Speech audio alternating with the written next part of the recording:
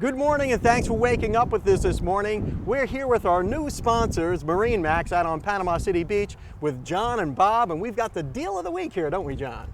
This is the manager special. It's a 29-foot sailfish.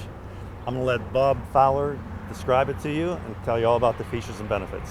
Awesome. Bob, let's take a look around. All right, very good. This is an impressive boat, Bob. Don, it's a beautiful boat. This is the Sailfish 290 center console. As you've seen when we came up, it's got this beautiful black hull. Yeah. Looks like a tuxedo in the water, but boy, is it a fishing machine. One of the things that we're proud about carrying the Sailfish is that we consider, as a premium boat dealer, we consider the Sailfish to be the best mid-price range boat in the market. And there's several characteristics that set the Sailfish apart from other boats in its category. First of all, as we talk about this hull, it's the only boat that is manufactured with a variable dead rise from the inside out. All of your other boats, dead rise. It's a stepped hull from the inside out. Most of your boats have a dead rise from the front to the back. Well, the Sailfish has it from the inside out, and what makes that really great is when you bring the boat up on plane, and it gets on plane very quickly, and then you hit the trim tabs just a tad, it brings the back of the boat up, and because of that variable dead rise, it creates a tunnel. There's a tunnel under the boat, so there's less drag. Even Yamaha says that Sailfish gets better efficiency on their fuel burn than any boat they hang their motors on. So that's a very good distinction factor. Better fuel efficiency. Correct. Just better efficiency and get up and go, less friction, you're off to the races. And that hull also makes it very dry and very smooth and rough water. So it's a great boat to fish in, to cruise, whatever you want to do to have fun, whatever. And for a boat, how big a boat is this? This is a 29 foot, so it's a pretty sizable boat. So this is the kind of boat you can take out if you want to go to 100 miles out and fish. You've got the boat to do it with, or if you want to cruise with your family, whatever you want to do. Now this boat has the twin 300 Yamaha, 4 strokes on it, great motors. And as you can see on the inside, we've left one platform here. There's a cushion that snaps here. That comes completely out of the way. So you've got a seat here, a seat over in this corner as well, which we pulled it out because of the doorway in. This back bench folds completely up out of the way. So it gives you a lot more room here to fish in. You've got 2 live wells, one here, one back on the starboard corner. Freshwater sprayer. You've got the raw water wash down as well. And back here, while we're back here, of course, you've got your typical rod holders on your gunnels and your back transom gunnel. You've got an area here for your tools. And then you won't ever see this on another center console boat. You've got a ski pylon. Nice. So if you want to just get out with the family and the kids and ski, wakeboard, you've got this as well on a fishing boat. And that's just the back of the boat. Let's go take a look at the other stuff up front. Go ahead, lead the way.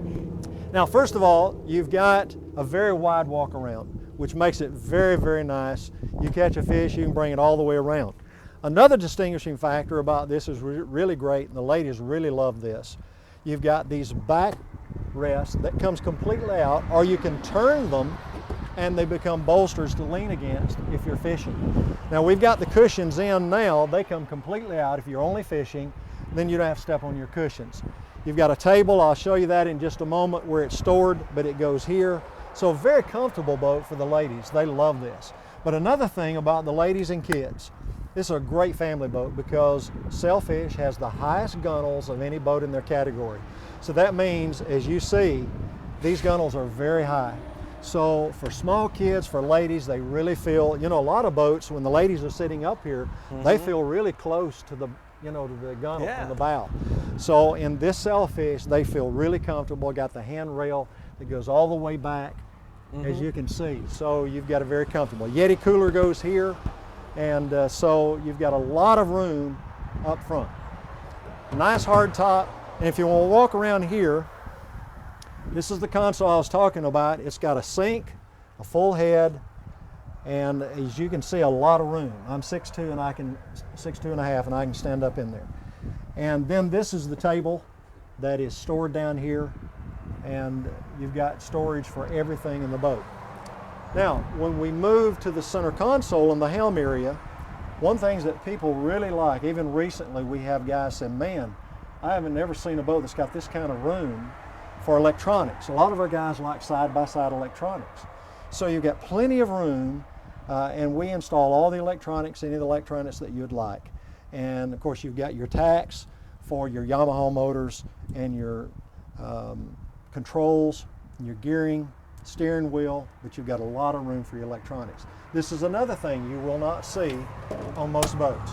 You've got an area up here that is for your personal items, maps, whatever you want to put in there, your glasses. Now, in the seconds we have left here, if somebody wants to learn more about this boat, what can they do?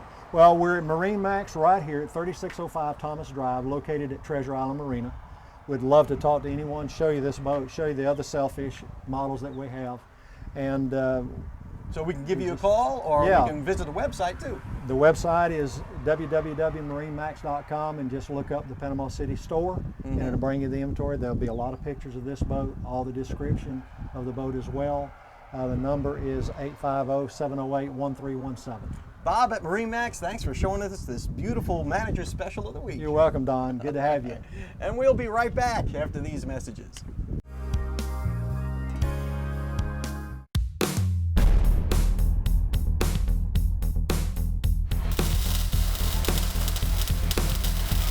I'm David Lovett, and this is your Mad Hatter Minute.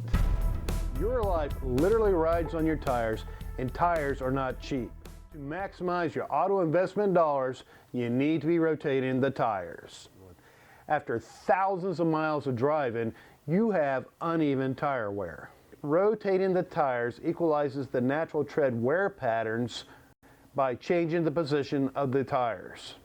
By rotating the tires regularly, you'll ensure a smoother, safer ride. Look at the sidewall of your tire. If there's arrows pointing in one direction, you have directional tires. You cannot take directional tires moving from the left to the right or the right to the left. They are designed to go in one way. You can rotate them from the front to the back and the back to the front. That's all. Non-directional tires are easier. They can be rotated from the left to the right to the front, from the front to the back, from the back to the front. Rotate them in a crisscross pattern to ensure even tire wear. And don't forget the spare tire. If you have a full-size spare, the full-size spare needs to be included in the rotation. How often should you rotate your tires? Well, to be for certain, check your owner's manual. Your owner's manual will also tell if that the vehicle originally came with directional or non-directional tires. Most manufacturers recommend rotating the tires every 5,000 miles. A good rule of thumb is every other oil change. I'm David Lovett, and that has been your Mad Hatter Minute. Hey folks, this is Joshua Brown with Mad Hatter on 23rd Street. Is your check engine light on? If it is, text MADHAT28, that's MADHAT28, to 24247, and we'll check it for free. Welcome back to the show. I'm here with Dr. Tara Griffin at Emerald Coast Dental Sleep Medicine. Thank you for letting us behind the scenes one more time. We were talking about sleep apnea, and there are different ways of treating that, but you can have different symptoms from mild to severe. Yeah, you can have different diagnoses as far as you can be diagnosed with mild sleep apnea, moderate, or severe. And that depends on how many times you stop breathing during the night and for how long you stop breathing. So the severe is very bad to have. That could take 10 years off of your life if you're not treating that on a nightly basis. But just because you're severe, it doesn't mean that you're going to be symptomatic with it. You may not realize, and that's the most dangerous situation. Patients can have mild sleep apnea, however, they are so fatigued and tired during the day, you would think from the way that they feel that they would be severe, and they're not. So it's hard to know sometimes. That's what the test shows. So you could have, no kidding, apnea, but your body has figured out a way to cope with that. It does. It tries to cope. It tries to overcome these problems on its own. That's what the body's designed to do. And so we will not realize sometimes we could have this fatigue and different types of problems going, but we think that that's normal because we've been dealing with it for so long. You're just used to being tired after Yes. lunch all the time. Yes. Now, everybody I've known, when I was in the service who had sleep apnea, has been given a CPAP, this big clunky machine that gets strapped onto your head and then you try and sleep with that on. Yes. And that's what doctors recommend for the most part. They isn't it? do, and CPAP is very good, and it is a first line of treatment for severe patients with sleep apnea. However, the American Academy of Sleep Medicine has changed their guidelines over the last few years, and they have actually made oral appliances such as these a first line of treatment for mild to moderate patients. So if you're mild to moderate as far as your diagnosis, you don't have to start with a CPAP for your first line of treatment. You can actually start with something like an appliance and then go from there. If you're severe, first line of treatment is the CPAP. However, some people know before they even put it on that they can't tolerate it, and then therefore the appliances come into effect for that situation as well. And without the appliances, and you just have a CPAP doesn't really cure sleep apnea. It just really treats it and helps you get through the night. It manages it, and it's very effective if you can tolerate it. That's why it's the gold standard as far as treatment goes. The problem lies in the ability for patients to tolerate it. On average, about 2/3 of the patients that are prescribed a CPAP cannot tolerate it for an extended period of time. Normally after a few months, it ends up in the closet. And we really want to help treat those patients that have the CPAPs in the closets that are at risk for all these medical problems and not getting treated. And you could do that with these appliances. You know, just anecdotally, I knew a fella who had the operation done to cure his apnea. And it was tough. It was a real painful procedure, and he was out of work for a really long time after that. It is. It is an option for treatment for some patients. However, the effectiveness of that, studies have shown, are about 40 to 50% effective, and it is painful. It's very invasive to go in and actually remove tissue in the back of your throat. Some people need it, but most people don't. So it is a last resort type of situation for most patients when they're appearing within normal limits of treatment. The effectiveness of these appliances start at 70% and go all the way up to 100% for some people, and with a potential cure. So the effectiveness is much better with the appliances. So you can actually get better results without surgery. Oh yeah, absolutely. And sometimes you need combination, but most of the time you don't. It's almost like the whole package too. It helps treat it and cure it all at the same time, doesn't it? Some of the appliances do. Yeah, we do have treatment options treating towards a cure. Well, maybe we could take a look at one of these things. And what are these called, and who would you prescribe it to? These are called oral appliances, meaning you wear them in your mouth at night while you sleep, and they're different types. These are two here that actually bring the jaw forward while you sleep at night, and it doesn't allow the jaw to fall back. Typically what will happen is when you sleep, the muscles will relax in your airway here, and that jaw will slide back, the tongue will fall back, and it'll block the airway. So these allow you to actually stay more forward, so it splints the airway open back here when the muscles relax. These appliances have been around a very long time. They manage the problem much like a CPAP would. It's kind of amazing to me, and maybe we can talk more about it another time, but are doctors really aware of these things? Not so much. We're working on it. Okay, we're going to have to let that be the last word. And we'll be right back after these messages. Welcome back to the show. I'm here with Dr. Stephen Favaloro from Forest Park Animal Hospital with your pet health tip of the week.